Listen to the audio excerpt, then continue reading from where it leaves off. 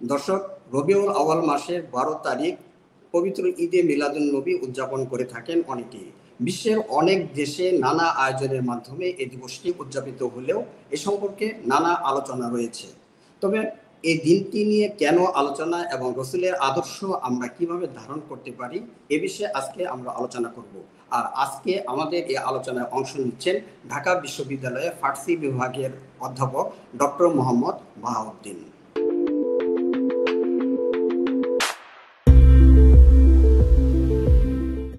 Doctor Bahauddin, আপনার কাছে প্রথমে জানতে চাই যে আজ 12 রবিউল আউয়াল, এই দিনটির তাৎপর্য এবং গুরুত্ব সম্পর্কে যদি আপনি ব্যাখ্যা করেন।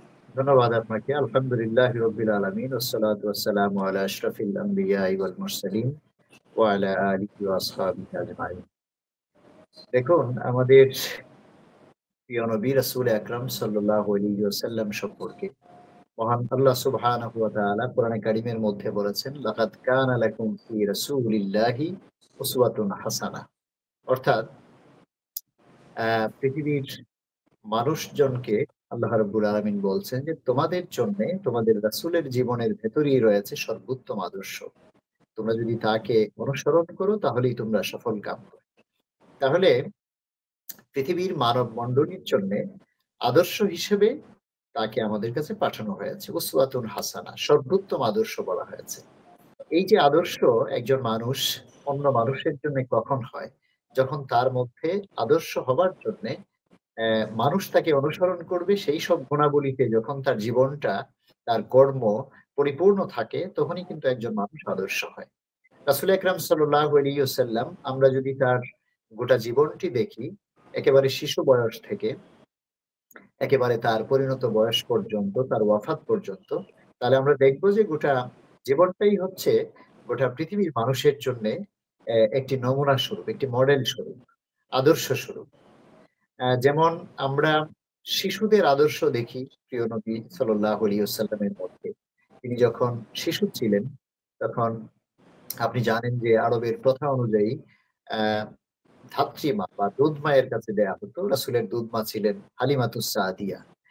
তো হালিমাতুস সাদিয়া রাসূলের সেই দুধ মায়ের কিন্তু রাসূলের বয়সী আরেকটি বাচ্চা ছিল। তাহলে দেখুন, সেই ইতিহাসে আমরা জানতে পারি, সিরাতের গ্রন্থগুলো থেকে আমরা জানতে পারি যে রাসূল সাল্লাল্লাহু আলাইহি ওয়াসাল্লাম বিবি হালিমার একটি স্তনের দুগ্ধ পান করতেন সব সময়। তো আরেকটি স্তনের দুগ্ধ রেখে দিতেন তার দুধ ভাইয়ের জন্য। তার একজন শিশু কি করে যে মানুষের অধিকার বা মানবাধিকার, হিউম্যান রাইটস আমরা যেটা বলি, শিশু থাকা অবস্থায় কিন্তু তিনি সেটি প্রতিষ্ঠিত করেছেন বা তার নিজের জীবন দিয়ে দেখিয়েছেন। আপনি যদি তার কিশোর বয়সটা দেখেন, যুবক বয়সটা দেখেন, তখনও যুবক হন নাই, কিশোর বয়সেই তিনি আরবের যে মক্কার যে অশান্ত সমাজ, সেটি কি করে শান্তি শৃঙ্খলা ফিরিয়ে আনা যায় তিনি চেষ্টা করেছেন, হিলফুল ফজল করেছেন। হেলফুল ফজল মানে হচ্ছে একটি শান্তি সংঘ তিনি প্রতিষ্ঠা করেছেন, এবং সেটির মাধ্যমে আরবে মক্কা এবং এর আশপাশের অঞ্চলে তিনি শান্তি প্রতিষ্ঠা করবার জন্য চেষ্টা করেছেন। আপনি যদি দেখেন, তিনি যখন বিয়ে করলেন, গোটা পৃথিবীর সমস্ত স্বামীদের জন্য তিনি আদর্শ। কিভাবে তিনি বলছেন যে তোমাদের মধ্যে সে ব্যক্তি উত্তম যে ব্যক্তি তার স্ত্রীর কাছে উত্তম, এবং আমি আমার সমস্ত স্ত্রীদের কাছে উত্তম ব্যক্তি। তাহলে রাসূল সাল্লাল্লাহু আলাইহি ওয়াসাল্লাম, এবং তিনি আরেকটি কথা বলেছেন যে তোমরা যা খাবে তোমাদের স্ত্রীদেরকেও তাই খাওয়াবে, তোমরা যা পড়বে স্ত্রীদেরকেও তাই পড়তে দেবে। তো এই ধরনের আমরা যদি হযরতে আয়েশা, হযরতে খাদিজাতুল কুবরা, যারা রাসূলের স্ত্রী ছিলেন, আম, তাদের জীবনাচার দেখি, রাসূল সাল্লাল্লাহু আলাইহি ওয়াসাল্লাম সম্পর্কে তাদের উচ্চ ধারণা দেখি, তাহলেই বুঝতে পারবো যে রাসূল সাল্লাল্লাহু আলাইহি ওয়াসাল্লাম স্বামীদের জন্য একটি আদর্শ রেখে গিয়েছেন, তিনি পিতাদের জন্য আদর্শ রেখে গিয়েছেন। আমরা তার যদি একটি সন্তানের কথা বলি, যাকে তার কলিজার টুকরা বলা হয়, হযরতে ফাতিমা রাদিয়াল্লাহু তাআলা আনহা, তিনি বলছেন যে ফাতিমাকে সন্তুষ্ট করলো সে আমাকে সন্তুষ্ট করলো, যে ফাতিমাকে অসন্তুষ্ট করলো সে আমাকেও সন্তুষ্ট করলো। এরকম ভাবে তিনি তার কন্যাদেরকে বেশ ভালোবেসেছেন, তার সন্তানদেরকে ভালোবেসেছেন, এবং পিতৃত্বের একটি আদর্শ তিনি স্থাপন করেছেন। তিনি নেতৃত্বের আদর্শ। আজকে আমাদের যেটা খুবই সংকট, যে রসুলের জীবন থেকে আমরা কিভাবে শিখবো, কি শিখবো। আমাদের যেমন নেতৃত্বের একটি আদর্শ, আমরা যাদেরকে অনুসরণ করি, অনুকরণ করবার চেষ্টা করি, সমাজের নেতা বা রাজনৈতিক দলের নেতৃবৃন্দ, তারা হয়তোবা দিনের বেলা একটা বলেন, রাতের বেলা আরেকটা বলেন, কিন্তু রাসূল সাল্লাল্লাহু আলাইহি ওয়াসাল্লাম কি বলেছেন যে দিনের আলোতে আমার মধ্যে যা কিছু দেখতে পাও, রজনীর অন্ধকারে আমার মধ্যে যা কিছু দেখতে পাও, সমস্ত কিছু খুলে খুলে মানুষের কাছে পৌঁছে দাও। মানে তার জীবনের কোনো একটা দিক, কোনো একটা বিভাগ, কোনো একটি বক্তব্য, কোনো একটি আদর্শ কিন্তু গোপন নয়, সবকিছু মানুষের সামনে প্রকাশ করে দিতে বলেছেন। তাহলে নেতৃত্বের কোয়ালিটি, সেই দিক থেকে তিনি একটি আদর্শ রেখে গেছেন। এবং এইভাবে আপনি যদি দেখেন যুদ্ধের ময়দানে একজন সেনাপতির আদর্শ, তিনি বলেছেন যে নারীদের গায়ে হাত দেওয়া যাবে না, শিশুদেরকে হত্যা করা যাবে না। তিনি বলেছেন যে বৃদ্ধ মানুষদের উপরে আঘাত করা যাবে না। এমনকি বৃক্ষ তরুলতা, হ্যাঁ, ফল ফসলাদির ক্ষয়ক্ষতি করা যাবে না, সেটি যুদ্ধের ময়দানে হলেও। এবং তিনি বলেছেন যে আপনার শত্রুকে আগে আঘাত করা যাবে না। তোমাকে যখন আক্রমণ করতে আসে তখন তাকে তুমি পাল্টা আক্রমণ করবে। তো এই যে একটা যুদ্ধের ময়দানেও একটা সেনাপতির আদর্শ তিনি রেখে গেছেন আমাদের জন্য। তো এই ধরনের গোটা পৃথিবীর মানুষের জন্য রসুলকে যে আল্লাহ রাব্বুল আলামিন একটা আদর্শ হিসেবে পাঠিয়েছেন এবং বলেছেন তিনি তোমাদের আদর্শ, সেই আদর্শগুলো হবার জন্য তার ভেতরে কি গুণাবলীগুলো ছিল। আমরা যদি খুব সংক্ষেপে সেটা বলি, যে প্রথম যে একটা মানুষের মধ্যে সবচাইতে ভালো যে গুণটি, যেটি থাকলে পরে আপনি আমাকে অনুসরণ করবেন বা আমাকে অন্য 10টা মানুষ অনুসরণ করবে, সবচাইতে বড় গুণটি হচ্ছে কিন্তু চারিত্রিক মাধুর্য। আমার যদি চরিত্র ভালো না থাকে, নেতার যদি চরিত্র ভালো না থাকে, একজন মানুষের যদি চরিত্র ভালো না থাকে, তাকে কেউ অনুসরণ করবে না। তো রাসূল সাল্লাল্লাহু আলাইহি ওয়াসাল্লাম সম্পর্কে আল্লাহ রাব্বুল আলামিন বলেছেন, ওয়া ইন্নাকা লাআলা খুলুকিন আযীম। হে রাসূল, আমি তোমাকে উন্নত চরিত্রের উপরে, মহত্তম চরিত্রের উপরে প্রতিষ্ঠিত করেছি। তো রাসূলের চরিত্রের সার্টিফিকেট স্বয়ং আল্লাহ রাব্বুল আলামিন দিচ্ছেন। তারপরে রাসূল আমাদের জন্য বলে গেছেন, খিয়ারুকুম আহসানুকুম আখলাকান। তোমাদের মধ্যে সে ব্যক্তি উত্তম যে চারিত্রিক মাধুর্যের দিক থেকে যে ব্যক্তি সর্বোত্তম। সুতরাং এই যে একজন আদর্শ মানুষ হবার জন্য সবচাইতে প্রথম যে গুণটা দরকার, সেদিক থেকেও কিন্তু তিনি সেরা ছিলেন। তার মানে চারিত্রিক মাধুর্যের দিক থেকে তিনি সবচাইতে মানে সর্বোন্নত চরিত্রের অধিকারী ছিলেন। জীবনে কখনো মিথ্যে কথা বলেননি, কাউকে ঠকাননি, কারোর সাথে প্রতারণা করেননি, কাউকে আঘাত করেননি কথা দিয়ে, কাজ দিয়ে। এবং এই ধরনের নেতিবাচক যত চরিত্র আছে, সেগুলো আমরা রসুলের মধ্যে আমরা দেখতে পাই। তিনি যত কঠিন সময়ে আসুন, তিনি কিন্তু ধৈর্য ধারণ করেছেন। এই ধরনের আরেকটা গুণ বলে আমি এই পর্যায়ে শেষ করি, যে মানব মণ্ডলী কখন আপনাকে অনুসরণ করবে? আপনাকে জ্ঞানের দিক থেকে সেরা হতে হবে, আপনার মধ্যে প্রজ্ঞা থাকতে হবে, নলেজ থাকতে হবে। তো আমরা যে আরবের ইতিহাস পড়ে, ইতিহাসবিদরা যেই সময়টাকে দ্য এইজ অফ ডার্কনেস বলেছেন, অজ্ঞান তমসাচ্ছন্নতার যুগ, অন্ধকারের যুগ। তার মানে সেই সময়টায় কি সূর্য উদিত হতো না? সূর্য উদিত হতো। সূর্য উদিত হবার পরেও সেই সময়টাকে আমরা বলছি অন্ধকারের যুগ ছিল। তাহলে কিসের অন্ধকার?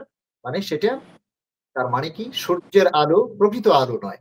প্রকৃত আলো হচ্ছে, আমরা বলি knowledge is light, knowledge is power. মানে আল ইলমু নূরুন, আরবিতে একটা কথা আছে যে জ্ঞানটাই হচ্ছে আলো। তার মানে জ্ঞানের আলোক বর্তিকা সেখানে ছিল না। সেই জ্ঞানের আলোক বর্তিকার যে মশাল, জ্ঞানের যে মশাল, সেটিকে তিনি প্রজ্বলিত করেছিলেন। এবং আরব সহ গোটা পৃথিবীর যে অন্ধকার এবং মানুষের মধ্যে, সমাজের মধ্যে যে অন্ধকার, সেই অন্ধকারাচ্ছন্নতা বিদূরিত করে তিনি কিন্তু একটি আলোকের সমাজ, একটি শ্রেষ্ঠ সমাজ তিনি আহ মানব মণ্ডলীর সামনে রেখে গেছেন। আর সেই সব কারণেই তিনি হচ্ছেন আমাদের সবার জন্য অনুকরণীয় এবং একটি আদর্শ হিসেবে আল্লাহ রাব্বুল আলামিন তাকে বলেছে। আমি প্রথমে যে আয়াতটি পাঠ করেছিলাম, তার আঙ্গিকে এই কথাগুলো প্রাথমিকভাবে আমি বলব। আজ যেহেতু 12 রবিউল আউয়াল নবীজির জন্মদিন হিসেবেই মানে পালন করা হয়, তো এই বিষয়ে প্রশ্নটা হচ্ছে যে বিশ্বের বিভিন্ন জায়গায় কোথাও 9 তারিখ, কোথাও 12 তারিখ পালন করা হয়। আবার মধ্যপ্রাচ্য সহ বিশ্বের অনেক জায়গায় 12 তারিখ থেকে 17 তারিখ এর মাঝে যে কোনো একটা দিন হিসেবেও অনেকে পালন করে থাকে। আসলে রসুলের সেটা নির্দিষ্ট।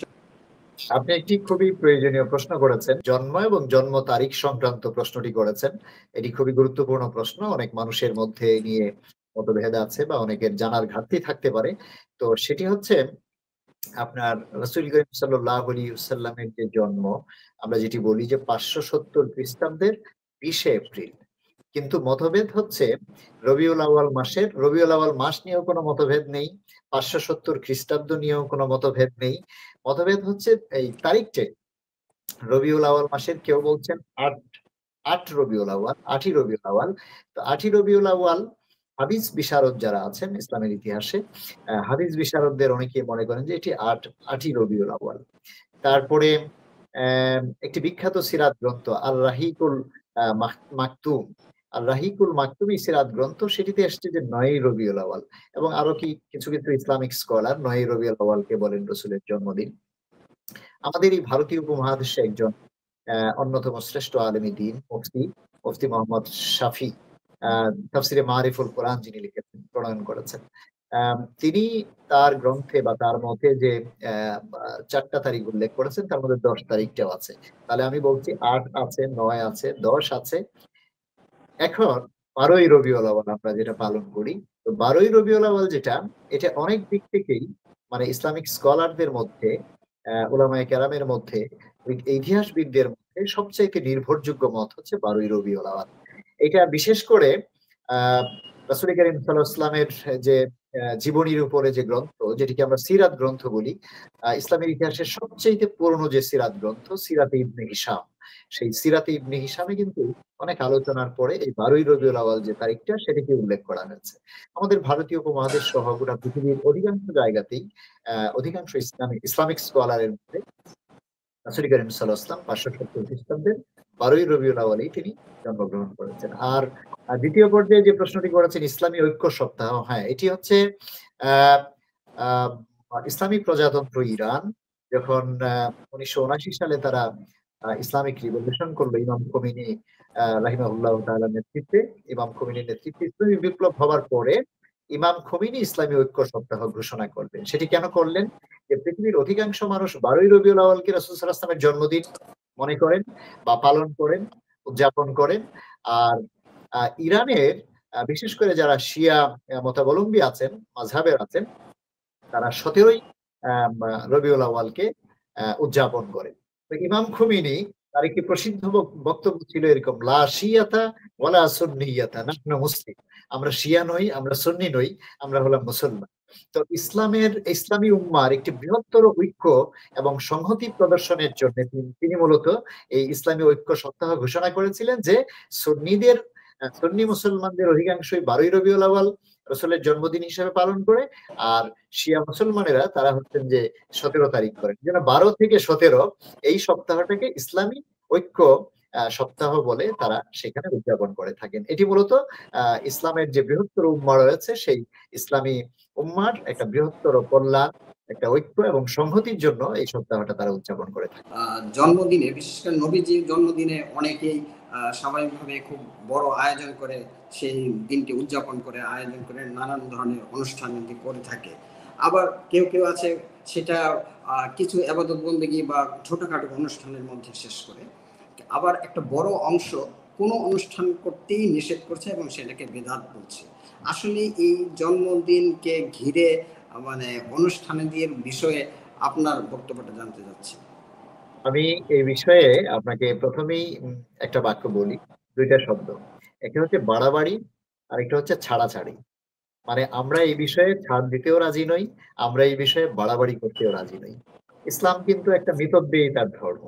হ্যাঁ, অপচয় করতে, অথবা সেটা সম্পদের অপচয় হোক, সেটা উদযাপনের অপচয় হোক, যে কোনো ধরনের অপচয়কারী কিন্তু শয়তানের ভাই বলা হয়েছে। হ্যাঁ, ইন্নাল মুবাজ্জিরিনা কানু ইখওয়ানাশ শায়াতিন ওয়া কানা শায়তানু লিরাব্বিহি কাফুরা। তো সেটা হচ্ছে যে কোনো কিছুর ক্ষেত্রেই বাড়াবাড়ি, অপচয় সেগুলো কিন্তু আমরা মুসলমানেরা করব না। এখন আপনি যে প্রশ্নটা করলেন সেটি হচ্ছে, দেখুন, the greatest man of the mankind, মানবতার সভ্যতার ইতিহাসের সর্বকালের সর্বশ্রেষ্ঠ মহাপুরুষ মুহাম্মদুর রাসূলুল্লাহ সাল্লাল্লাহু আলাইহি ওয়াসাল্লাম, তিনি যেই দিবসে এই পৃথিবীতে আসলেন, এই পৃথিবীতে শুভাগমন করলেন এবং গোটা বিশ্ব মানবতার মুক্তির জন্য তিনি আসলেন। তো এইরকম মহামানব মুহাম্মদুর রাসূলুল্লাহ সাল্লাল্লাহু আলাইহি ওয়াসাল্লাম, তার জন্মদিনটা একটু আমাদের একটা উদযাপনেরই মানে লক্ষ্য, এটা খুশির লগ্ন, এটা আমাদের জন্য আনন্দের উপলক্ষ। তো আমরা কেন সেটা উদযাপন করব না? হ্যাঁ, তাহলে সেই উদযাপনটা কেমনে করব? আমরা কি ফটকাবাজি করব? আমরা কি আতশবাজি করব? আমরা কি সেখানে বিরাট ধরনের খাবার দাবারের আয়োজন করব, হই হুল্লোড় করব? না, এইগুলো না। আমরা কি করব? আমরা এই দিনে রোজা রাখতে পারি, আমরা এই দিনে কোরআন তিলাওয়াত করতে পারি, আমরা এই দিনে তার মিলাদ এবং তার সিরাতের উপরে আলোচনা করতে পারি, তার আদর্শের বিষয়গুলো মানুষের কাছে, বিশেষ করে তরুণ প্রজন্মের কাছে তুলে ধরতে পারি, এবং এইভাবে আমরা এটিকে সেলিব্রেট করব। এখন আপনি মনে করেন যে আমি বিশাল আকারের লক্ষ লক্ষ মানুষ নিয়ে একটা মিছিল করলাম, তো সেটা থেকে দায়িত্ব শেষ হয়ে গেল? আমি কিন্তু মিছিলের বিরুদ্ধেও বলছি না, সেটাও এক ধরনের আনন্দ প্রকাশ করতে, সেটা হোক, কিন্তু শুধুমাত্র সেটার মধ্যেই না। আমার কথাটা হচ্ছে যে এই দিনটার চাইতে এত বড় আনন্দের দিন, খুশির লগ্ন মুসলিম উম্মার জন্য তো আর কিছু হতে পারে না। তো সুতরাং এটা হচ্ছে যে আমাদের জন্য একটা আহ উদযাপন করবার মতো, পালন করবার মতোই একটা, মানে কেউ ঈদে মিলাদুন নবী পালন করেন করেন, কেউ সিরাতুন নবী মাহফিল করেন করেন, কোনো সমস্যা নেই। কিন্তু ঘটনা হচ্ছে যে এগুলো নিয়ে আহ প্রতিবন্ধকতা সৃষ্টি করা, কেউ যদি কোনো ধরনের অনুষ্ঠান করে অথবা কোনো অনুষ্ঠানে বাড়াবাড়ি করা, সেই অনুষ্ঠানটাকে মাত্রাতিরিক্ত অপচয়ের মধ্যে ফেলে দেয়া, সেগুলো কোনোটাই ইসলামের দৃষ্টিকোণ থেকে আমরা চাই না বা আমরা সেটার অনুমোদন পাই না। তো আমাদের কথা হচ্ছে যে এই দিনের ফজিলত, বরকত, দেখুন রসুলের একজন চাচা ছিলেন আবুল আহাব, আপনি জানেন আবুল আহাব তার একজন দাসী, রসুলের জন্মের খুশিতে সে কিন্তু তার দাসীকে আজাদ করে দিয়েছিল। তাহলে রসুলের ভূমিষ্ঠ হওয়ার পর থেকেই তো এই উদযাপনটা শুরু হয়েছে। হ্যাঁ, তো এই জন্য আমরা এটা উদযাপন করব, কিন্তু নো বাড়াবাড়ি, নো ছাড়াছাড়ি। তো সেটা আমরা একটা মধ্যপন্থা অবলম্বন করব। আমরা হচ্ছে উম্মাতা ওয়াসাত, মধ্যপন্থী উম্মত। রসুল কোরআন শরীফে আল্লাহ রাব্বুল আলামিন আমাদেরকে ঘোষণা করেছেন যে মুহাম্মদ সাল্লাল্লাহু আলাইহি ওয়াসাল্লাম তোমার উম্মতেরা হচ্ছে মধ্যপন্থী উম্মত। তো সুতরাং আমাদের সমস্ত কাজে কর্মে মধ্যপন্থা রাখবো। আরেকটি প্রশ্ন আপনি করেছেন যে এটাকে অনেকে বিদআত বলেন। আচ্ছা দেখুন, বিদআত মানে কি? বিদআত মানে হচ্ছে নতুনত্ব, নতুন জিনিস। আচ্ছা বিদআত, তাহলে আমরা যে এখন করছি তার অধিকাংশই তো বিদআত করছি। মানে আমরা এখন যা করতেছি তার অধিকাংশ জিনিসই তো রসুল সাল্লাল্লাহু আলাইহি ওয়াসাল্লামের সময় ছিল না। মানে অন্য কথায় যদি বলি, রসুলের যুগে ছিল না, সাহাবীদের যুগে ছিল না এমন কিছু এখন আপনি যদি করেন সেটাই তো বিদআত হবে। কিন্তু সব বিদআত কি খারাপ হয়ে গেল? তো বিদআত তো দুই ধরনের আছে, আমরা যেটা জানি যে এক ধরনের বিদআত হচ্ছে বিদআতে সাইয়্যা, যেটা খারাপ বিদআত, যেটা করা যাবে না, আর হচ্ছে বিদআতে হাসানা বা উত্তম বিদআত, সুন্দর বিদআত। তো বিদআত মানে হচ্ছে নব উদ্ভাবন, নব আবিষ্কার, নতুনত্ব।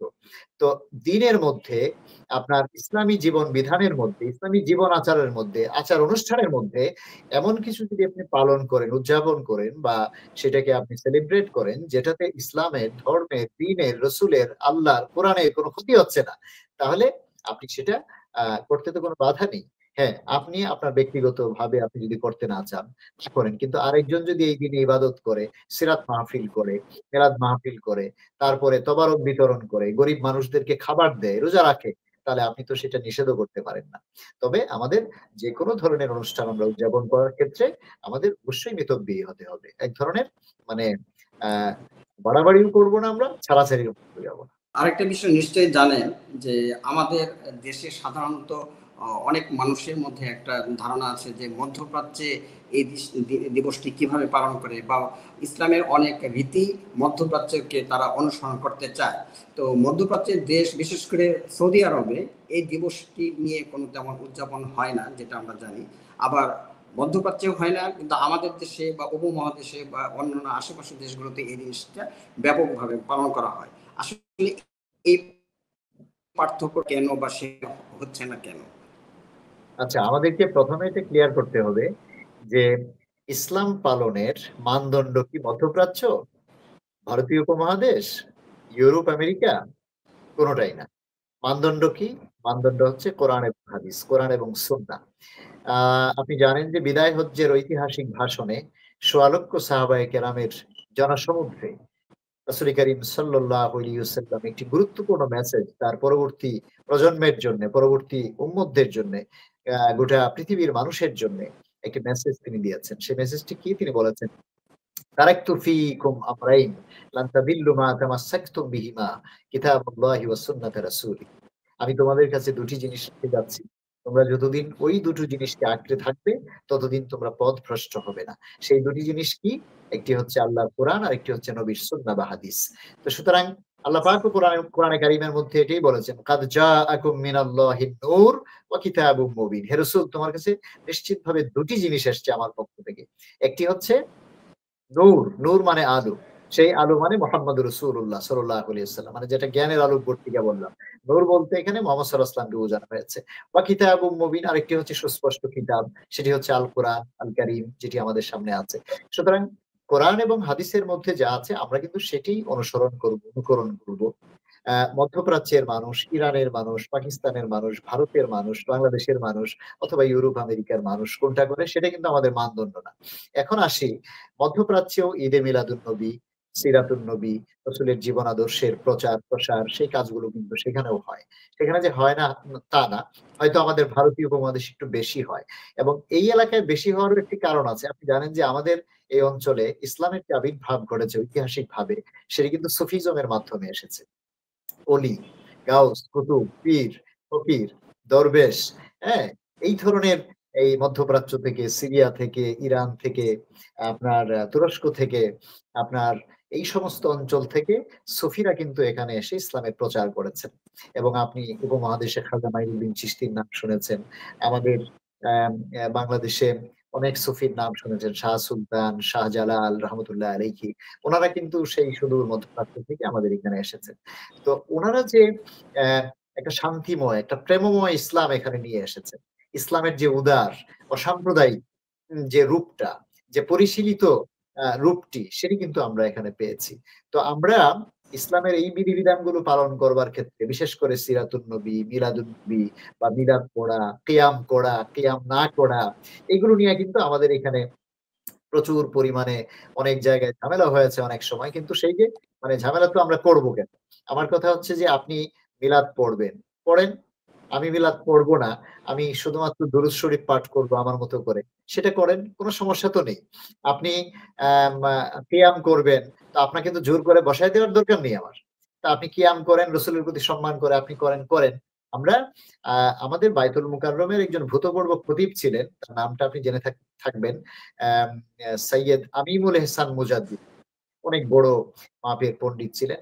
উনি পুরনো ঢাকায় যেখানেই মিলাদ পড়তে দাওয়াতে যেতেন, গিয়ে আগে খবর নিতেন যে এই এলাকার মানুষ কিয়াম করে কি করে না। তো যদি জানতেন যে এরা কিয়াম করে, তাহলে উনি এখানে বসে মিলাদ পড়তেন। আর যদি দেখে যে ওরা কিয়াম করে না, তাহলে ওই এলাকায় উনি গিয়ে ওখানে কিয়াম করতেন। মানে উনি হচ্ছে যে মেসেজটা এটা দেওয়ার চেষ্টা করলেন যে এখানে কিয়াম করো বা না করো সেটা বিষয় না, কিন্তু তুমি রাসূলকে কিভাবে সম্মান প্রদর্শন করছো, তার প্রতি যে দুরূদ পাঠ করছো, মিলাদ করছো, এটাই হচ্ছে মূল ফজিলতের বিষয়। সেখানে কোনো দ্বন্দ্ব ঘটানো সমাজের মধ্যে, এটা কোনোভাবে ইসলাম সমর্থন করে না। তো সুতরাং মধ্যপ্রাচ্যেও কম বেশি এরকম আছে। আমাদের ভারতীয় উপমহাদেশে মূলত সুফি, দরবেশ এবং এই ঘরানার যে মানুষগুলো, তারা এখানে আহ, ইসলামী জীবনধারার মধ্যে বিভিন্ন ইতিবাচক অনেক পদ্ধতি, তারা অনেক ধরনের সিস্টেম আমাদের এখানে চালু করেছেন, যেগুলোর মাধ্যমে ইমানদার মুসলমানেরা, নবী প্রেমিক মুসলমানেরা নানাভাবে রসুলের উপরে দোয়া দুরুদ, মিলাদ পড়ে থাকেন। তো আমি মনে করি যে এগুলো নিয়ে বাড়াবাড়ি করা ঠিক না। যে যেভাবে পড়ে, সেটা ইসলামের কোনো ক্ষতি সাধন না হলে আমাদের সেগুলোতে সংযম অবলম্বন করা উচিত। ইদানিং আমাদের দেশে এটা যে এক শ্রেণীর দাবি করছে যে ঈদে মিলাদুন্নবী মুসলমানদের প্রধান ঈদ হওয়া উচিত, যেহেতু এই দিন রাসূলের জন্মদিন। আর ঈদুল ফিতর, ঈদুল আজহা সেটা হবে সেকেন্ডারি। তো তাদের এই দাবি বা যুক্তি সম্পর্কে যদি আপনি মতামত দিতেন। হ্যাঁ, এখন ঈদ মানে কি? ঈদ মানে, ঈদের কিন্তু দুইটা অর্থ আছে। একটা হচ্ছে ঈদ মানে খুশি বলি আমরা, আর একটা ঈদ মানে ইয়াউদু, মানে যেটা ফিরে ফিরে আসে, প্রত্যাবর্তন করে। তো আপনি যেটা বলছেন যে কেউ কেউ এটাকে বড় ঈদ বলতে চায় বা না, এটা এই ধরনের কোনো বিষয় এখানে নেই। আহ ঈদে মিলাদুন নবী যেটা, সেটাকে তো বড় ঈদ বলবার কোনো সুযোগই নেই। কারণ হচ্ছে যে আমাদের মধ্যে ইসলাম কর্তৃক অনুমোদনকৃত দুইটি ঈদ আছে, যেটি ঈদ উল ফিতর এবং ঈদ উল আজহা। সেগুলি হচ্ছে আমাদের কাছে বড় ঈদ। বা গ্রামে যখন ছোটবেলা থাকতাম, তখন বড় ঈদ বলতে বুঝতাম কোরবানির ঈদকে। আর ছোট ঈদ মানে হচ্ছে ঈদ উল ফিতর বা রোজার ঈদ বলতাম। তো বড় ঈদ বলতে কোরবানির ঈদকে বলতাম। তো এখন আপনি যেটা বললেন যে ইদানিং শোনা যাচ্ছে যে বড় ঈদ হচ্ছে ঈদে মিলাদুন নবী, বিষয়টা ইসলামে এই ধরনের কোনো কিছু নেই। এটা নিঃসন্দেহে আমাদের জন্য একটা আনন্দের ইয়ে, কিন্তু একই সাথে আমাদের খেয়াল রাখতে হবে যে একই দিনে কিন্তু রাসূল করিম সাল্লাল্লাহু আলাইহি ওয়াসাল্লাম এই 63 বছর বয়সে এই পৃথিবীকে একটি মানে যেটি বলেছেন খায়রুল কুরুনি কারনি, সর্বোত্তম যুগ হচ্ছে আমার যুগ। এই আইয়ামে জাহিলিয়া থেকে এরকম একটা সর্বোত্তম সোনালী যুগ পৃথিবীর মানুষকে উপহার দিয়ে তিনি যখন ওয়াফাত লাভ করেন, সেটিও কিন্তু এই দিনেই হয়েছিল। তো সুতরাং এটাকে আমরা বড় ঈদ কিভাবে বলব? রাসূলের ওয়াফাত বা সেটা তো কোনোভাবেই আমাদের জন্য খুশির বিষয় হতে পারে না। সেটা তো আমাদের জন্যে শোকের বিষয়, দুঃখের বিষয় হওয়া উচিত। তো সুতরাং এটি বড় ঈদ নয়। আমাদের জন্য ঈদ ২ টাই আছে। ঈদুল ফিতর এবং ঈদুল আযহা, এবং নিঃসন্দেহে ঈদে মিলাদুন্নবীর এই যে দিন, রাসূল করিম সাল্লাল্লাহু আলাইহি ওয়াসাল্লামের পবিত্র এই যে জন্মদিন, সেটিও আমাদের জন্য খুশির দিন, উদযাপনের দিন। একই সাথে যেহেতু এই দিনেই তিনি ইন্তেকাল করেছেন, সেজন্য আমরা এদিন ইবাদত পালন করব এবং ধর্মীয় দৃষ্টিকোণ থেকেই, ধর্মীয় অনুমোদন কিন্তু দৃষ্টিকোণ থেকে বিষয়াদি উদযাপনের মধ্য দিয়ে আমরা এই দিবসটা আ তো ডক্টর মোহাম্মদ বাহাউদ্দিন, আমাদেরকে সময় দেওয়ার জন্য আপনাকে অসংখ্য ধন্যবাদ। আপনাকেও ধন্যবাদ। সর্বশেষ যেটা বলি, ইন্নী রাসূলুল্লাহি ইলাইকুম জামিআ। আল্লাহ পাক তার এই প্রিয় রাসূল সম্পর্কে বলেছেন, তিনি কিন্তু শুধুমাত্র মুসলমানদের নবী নন, শুধুমাত্র জাজিরাতুল আরবের নবী নন। তিনি হচ্ছেন গোটা পৃথিবীর জাতি, ধর্ম, বর্ণ নির্বিশেষে সমগ্র বিশ্ব মানবতার নবী এবং রাসূল। তো সুতরাং আমরা যদি বিদায় হজ্জের ভাষণের সেই ঐতিহাসিক বক্তব্যটি তার অনুসরণ করি আমাদের নিজেদের জীবনে, আমাদের সামাজিক জীবনে, তাহলেই আমাদের অ্যা ব্যক্তি জীবনে যেমন শান্তি পাবো, সামাজিক জীবনে তেমন একটা আমরা শান্তিময় সমাজ পাবো, একটা দেশ পাবো, শান্তিময় একটা রাষ্ট্র পাবো। আমরা আশা করি আমাদের বিশেষ করে তরুণ প্রজন্ম তারা মহানবী সাল্লাল্লাহু আলাইহি ওয়াসাল্লামের যে সর্বোত্তম আদর্শ সেটিকে তারা ধারণ করবেন এবং সেভাবেই তারা তাদের জীবনকে পরিচালনা করবেন মানবতার স্বার্থে, বিশ্ব সভ্যতার স্বার্থে। আপনাকে অনেক ধন্যবাদ।